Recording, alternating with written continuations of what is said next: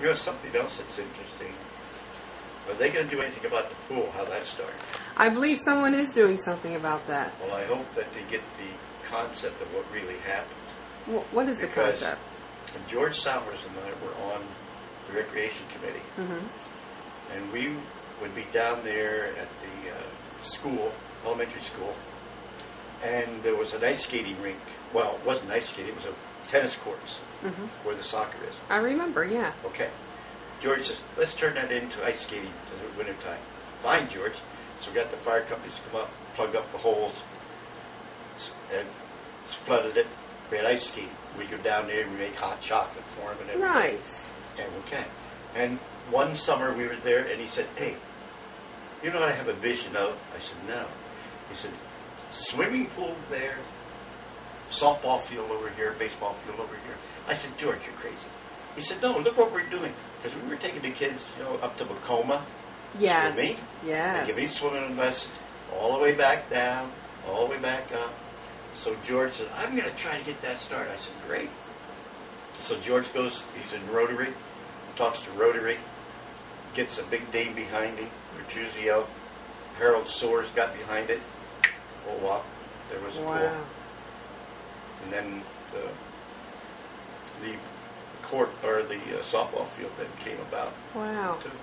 And then finally they dug up the tennis courts. He wanted more tennis courts. He wanted a whole raft of courts there. Did he?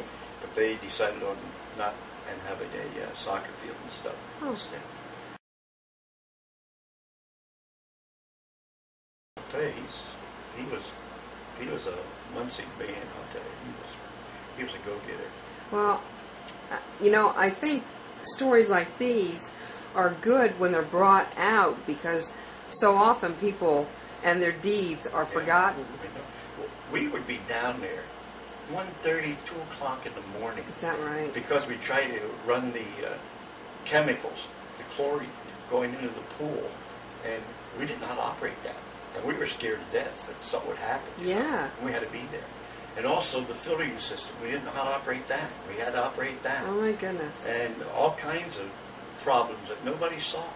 I remember reading in the Luminary when I was working there about all the different problems that you encountered, and I think I remember that there was a real delay that you had hoped to open up in the beginning of June, and right.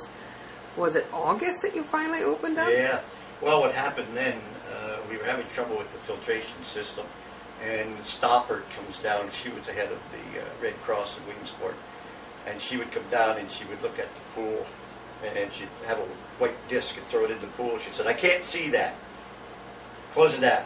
Is that right? When you get that cleared up, you open up. That's how they tested it. Yeah, that's how they tested it. And I said, I can see it.